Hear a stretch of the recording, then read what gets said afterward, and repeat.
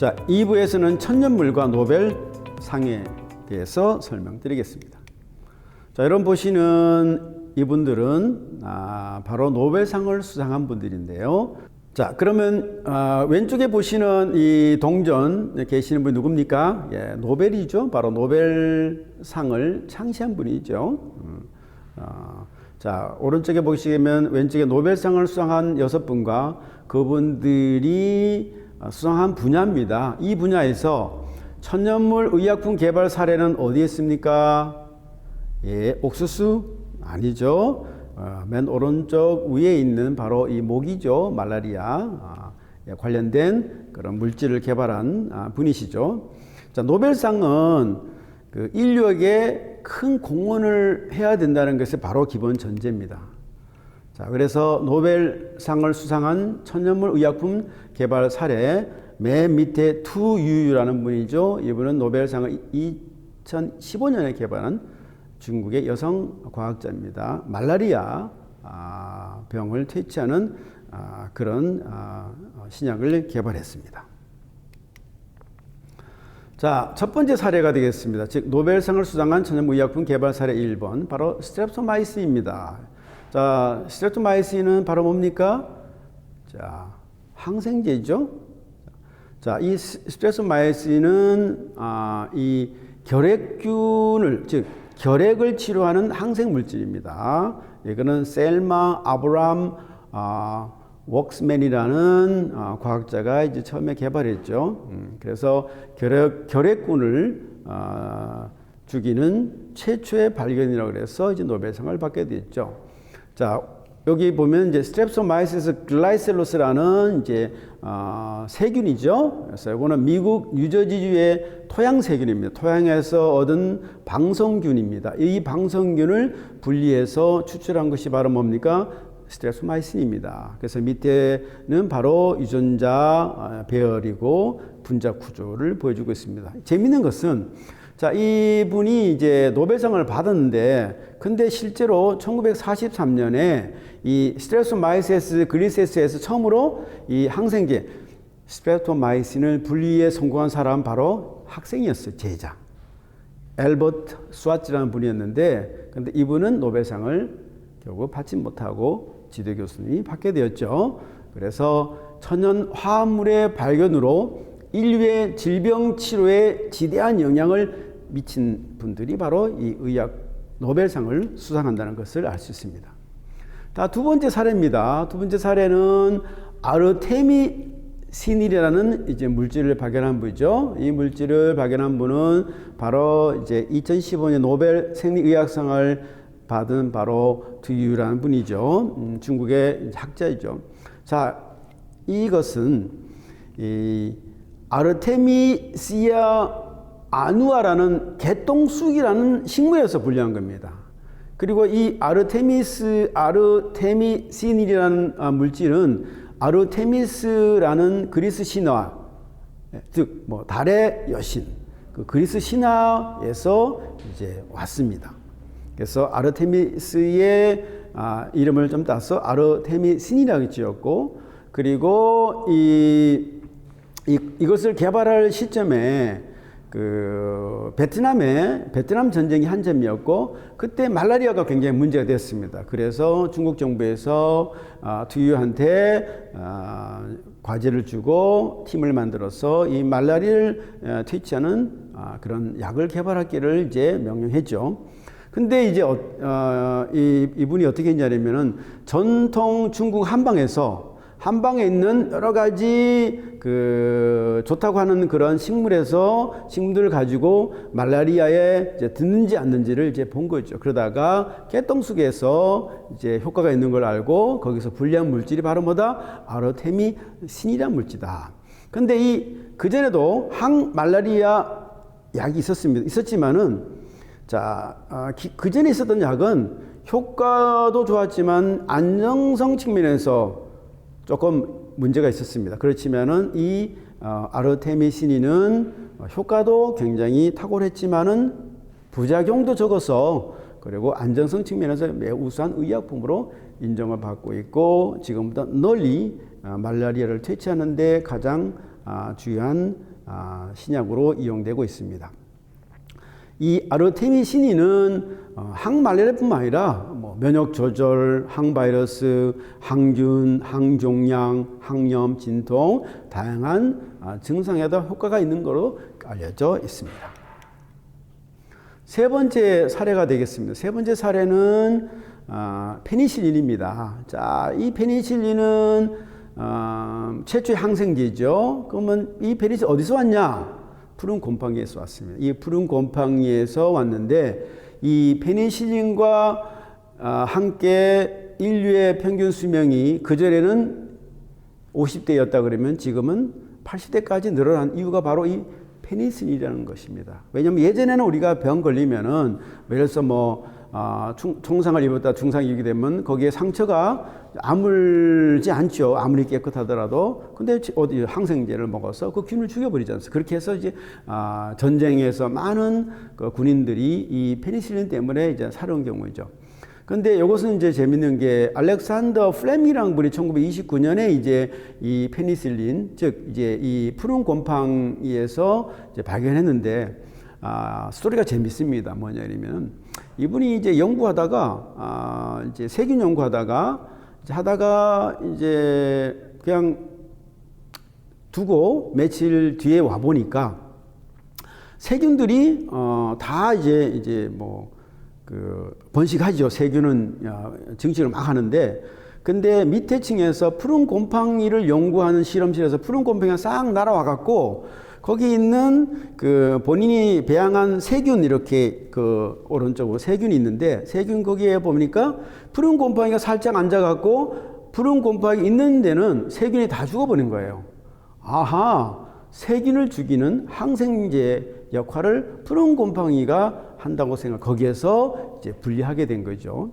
처음에 이제 페니실린을 분리했는데, 처음에는 그것이 정확하게 우리가 지금 쓰는 페니실린 그런 성분이 아니었습니다. 그래서 1941년에 하워드 플로리하고 어니스트 보리스 케인이라는 사람이 그걸 페니실린을 분리해갖고 적용하게 되었죠.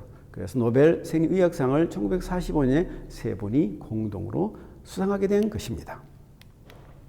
자, 네 번째 사례 되겠습니다. 이 네 번째 사례는 역시 인류에 아주 큰 영향을 미친 그런 신약을 개발한 분이죠. 이버맥틴이라는 건데 이 물질은 바로 기생충을 사멸시키는 구충제. 우리 어렸을 때는 사실은 많이 먹었습니다. 그래서 이제 먹고 화장실 가게 되면 진짜 이렇게 막 나왔습니다. 아프리카 지금에서 보면 지금 먹여주는 거죠. 왜냐하면 모든 게 우리가 위생이 잘 안 돼 있기 때문에 그런 기생충들이 우리 몸속에 많이 들어가죠. 그래서 구충제를 우리 어렸을 때 꼭 학교에서 이제 나눠줬습니다. 특히 중남미와 아프리카 같은 경우는 심한데 바로 이 이버맥틴을 통해 갖고 아주 기적의 약으로 알려진 겁니다. 수많은 사람이 생명을 구한 거죠. 이 이버맥틴은 아주 두 분이 공동으로 개발했습니다. 이 사토시 오무라는 일본 학자와 이 일본 학자는 이제 소위 말해서 미생물 학자였습니다. 그래서 스트레스마이세스 아베미틸리스라는 거기에 어떤 연구를 하고 있었는데 이 윌리엄 C. 캠벨이라는 분은 이 기생충 학자였습니다. 그래서 사토시 오무라가 어떤 물질을 보내면은 이 캠벨이라는 분이 구충제, 기생충에다가 해서 기생충 죽는지 안 죽는지를 연구를 했죠. 자, 그래갖고 사토시 오무라는 분이 이제 아보메틴이라는 것을 처음에 이제 발견하고 그렇게 이름을 지었습니다. 그런데 이것이 실제로 안정성과 활성에 문제가 좀 있었어요. 그래서 그걸 약간 화학적으로 약간 변형시킨 게 이버맥틴이다. 그래서 아버맥틴이 이버맥틴이 된 겁니다. 그것이 최근에 상업적으로 이용되고 있는 바로 이 구충제는 이버맥틴이고 원래 물질의 성분은 분리했을 때는 아버맥틴이라는 물질이었다는 겁니다. 자, 이것은 지금 최근 들어와서는 또 사스 코비에 효과가 있다라고 하는 그런 연구들이 최근에 나온 사례를 본 적이 있습니다. 자, 다섯 번째 사례 되겠습니다. 아스피린. 여러분 아시죠? 아스피린 하면은 통증제로 아스피린을 먹게 되죠.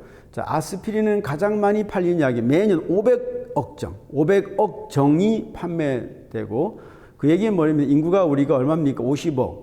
뭐 이라 보면은 한 사람당 몇 개를 더 먹는 거죠. 그렇게 판매되고 있고, 이제 경증부터 중증의 통증 치료에 사용되는 진통제다. 근데 이 아스피린도 처음에는 이제 버드나무 껍질에서 살리실산이라는 물질을 분리했죠. 이 살리실산은 그런데 효과는 있었지만은 이것이 여러 가지 좀 또 문제가 있어서 이거 아세틸 살리실산, 오늘날 말하는 아스피린으로 이렇게 다시 이제 개발하게 됐습니다. 그래서 처음에 이 버드나무 껍질의 살리실산이 그것을 우리가 화학적으로 변형을 시켜서 아세틸 살리실산으로 만들어서 그것이 최근에 우리가 사용하고 있는 뭐 해열 진통제, 염증 치료제로 사용되고 있고, 또 최근에는 뭡니까? 혈전증 예방에, 즉 동맥과 정맥 혈전증의 예방에 널리 이용되고 있고, 1899년 그때 특허가 등록되고 지금까지 널리 사용되고 있는 굉장히 오래된 그런 진통 치료제다, 이렇게 보실 수가 있습니다. 자, 1982년에 이 존 벤이라는 이제 과학자가 노벨상을 수상하게 됐습니다. 자, 지금까지 우리가 살펴본 것은 천녀물이라는 게 무엇인가? 자, 천녀물은 어디서 왔고, 식물과 여러 가지 조류, 뭐 해양에서 이렇게 식물이 다양하게 왔습니다. 그럼 이 천녀물이 어떤 우리가 말하는 예전 전통 그런 그 한방 의학과 그리고 최근의 신약과 어떤 과정을 거쳐서 되는지, 그리고 천연물이라는 것은 굉장히 복잡하고 그런 구조로 되어 있어 그 자체로 효과가 있지만은 그 효과를 극대화하기 위해서, 다시 말씀드리면은 우리가 몸의 이용률을 높이고 그 다음에 수용성으로 만들고 그리고 조금 더 부작용을 적게 하는 그런 새로운 그런 유도체로도 조금 단순화된 분자로서 새로운 그런 뭐 우리 내추럴 미믹스라고 하는데 그런 약간 모방된 새로운 분자로 변형해서 신약으로 개발한 사례들을 우리가 충분히 봤습니다. 여러분이 평상시에 드시는 감자, 그 다음에 고구마, 뭐 예를 들어서 뭐 딸기, 포도, 사과, 이런 많은 과일과 채소, 거기에 바로 폴리페놀과 같은 그런 생리활성 물질이 엄청나게 많다는 것도 우리가 알게 됐습니다. 자, 그럼 그렇게 우리가 평상시에 드시는 이런 것들이 결국은 뭐냐, 우리 몸에 있는 여러 가지 스트레스에 생기는 활성산소들을 어떻게 제거해 주는 역할을 해서 우리 몸을 건강해 준다는 걸 알게 됐습니다. 자, 그렇게 우리가 자연에서 있는 여러 가지 뭐 음식도 있지만은 또 이 자연에서 나오는 많은 우리 천연 물질들이 있습니다. 그 뭐 위염 치료제라든가 관절염 치료, 이런 것들이 우리 국내 사례에서 본 것처럼 모두 어디에 천연 물질에서 오고, 그걸 우리가 생약 제제화하고 그걸 가지고 분리 정지해서 그걸 정확히 분석해 갖고 효능을 통해서 임상 실험을 통해 갖고 나온 것이 바로 이 천연물 신약이라고 할 수 있습니다.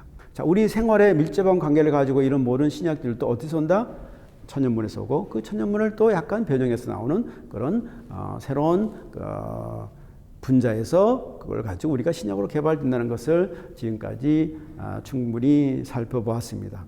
우리 주변에는 수많은 그런 생리활성을 보여주는 물질들이 있습니다. 평상시에 우리가 건강관리를 잘 드시고 운동하고 그리고 먹을 때 가능하면은 우리 몸에 맞고 그리고 우리 몸이 잘 흡수할 수 있는 형태로 그렇게 요리해서 드시는 것이 우리 건강을 지킬 수 있다고 저는 생각하고 있습니다.